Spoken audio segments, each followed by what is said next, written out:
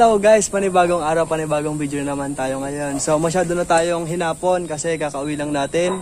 So anong ginagawa ko dito? Ayan, sila si Pig, saka yung ating isang bagong hybrid. So yung pagpapraktisan natin na susubukang i-organic. So ngayong hapon yung schedule nila sa pagbakuna. Nung nakaraan na video natin, kung nakita nyo yung binakunahan natin is yung kambing natin, yung bata. So ngayon yung schedule nila. So di ko sila nabakunahan kaninang umaga kasi maaga tayong umalis. So ngayong araw o ngayong hapon natin sila babakunahan. So kakauwi lang natin, kakatapos ko lang magpakain kaya medyo pawis. So ngayon papakita ko naman sa inyo kung paano yung pagbabakuna ko sa baboy. So ito, maliliit pa kaya medyo madali-dali. Pero kung yung oversize na talagang fully grown na, mas madali yun kasi parang susuntukin mo lang bahagya gamit yung karayom. So ngayon, papakita ko sa inyo kung paano ako magbakuna. So ganun rin, 1 ml rin ibabakuna ko kada isa sa kanila.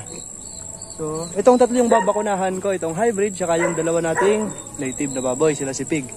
So sasabit ko na lang dito. Wala pa rin tayong taga-video. Papakita ko sa inyo kung paano ako magbakuna ng baboy. So eto na yung karayom natin. Ganun pa rin, 1 ml. Yan. Tingala muna tayo at walang cameraman.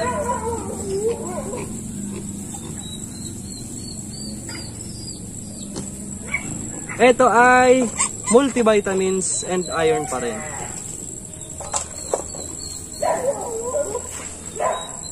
So mas magandang magbakuna ng baboy pag ganito kaliliit, pag meron kang kasama, merong maghahawak. Para mas magaan o mas madali sa'yo magbakuna. Kaya lang mag-isa tayo, o yung kasama. So gagawin natin to ng mag-isa at sa paraang mag-isa. Kasi wala kang kasama. So ngayon, sinong maswerteng mauuna? So yung paghuli ng baboy, ang huhulihin ko lang yung pa sa hulihan. So yun, unahin na natin tong hybrid yan, malaki na. So paano ba magbakuna? Ganun pa rin, hita pa rin. Para makita nyo. Bubuhatin ko lang ng isang kamay. Baboy, ayan. Tapos, karayom. Tutusok ko lang. Tapos himas. Tapos ganun lang. Kakawalan nyo na. Ganun lang kadali. So ngayon, itong dalawang mas mahirap kasi native, kahit medyo maamo sa atin, hindi na magpapahuli sa atin basta-basta. So kuha muna ulit tayo ng gamot. 1 ml pa rin. Yun. Tapos balik muna ang takip at manguhuli tayo. So ito yung mahirap dito pag huhuli. Ang bibilis.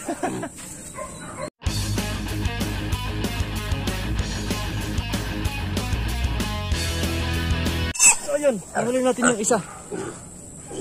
So ganun pa rin. Tignan nyo ang laki. Yan, medyo madilim na din na makita na maayos. So bibilisan na natin. So ganun pa rin sa hita. Tusok lang. Tapos piga. Hilot.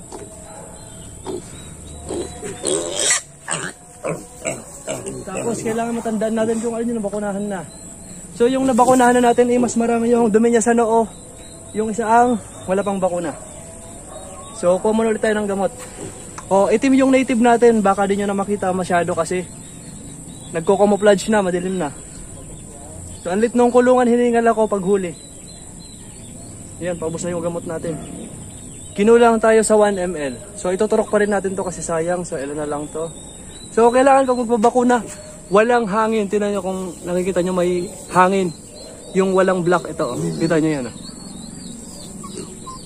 So dapat walang hangin. Para masiguradong walang hangin, magpapalabas tayo ng kaunti sa dulo ng karayom. Yun. So ngayon huli na ulit natin. Talagay ko din nyo na makikita sila si Pig.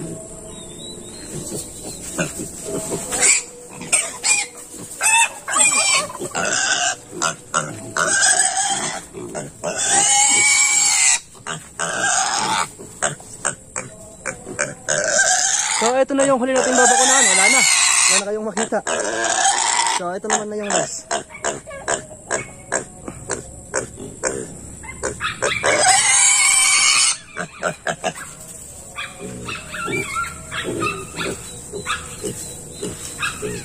So ayun na, ganoon lang kabilis. So kita nyo, nabibidyo ko pag simula ko medyo maliwanag pa, kitang kita pa sila ngayon, tinan nyo, madilim na. So at least kahit pa paano, yung oras o yung schedule natin sa pagbakuna, nagawa pa rin natin.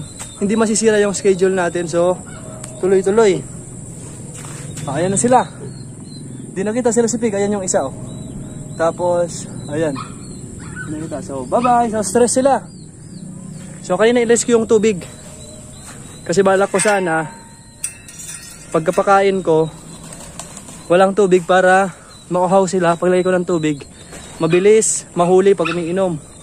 Kaya lang nakalimutan kong kumuha ng tubig. So ngayon parang tayo kuha ng tubig. So gabi na, hanggang doon lang muna guys. Salamat. So huwag nyo makalimutan guys. So please follow, like and subscribe. Bye bye, thank you.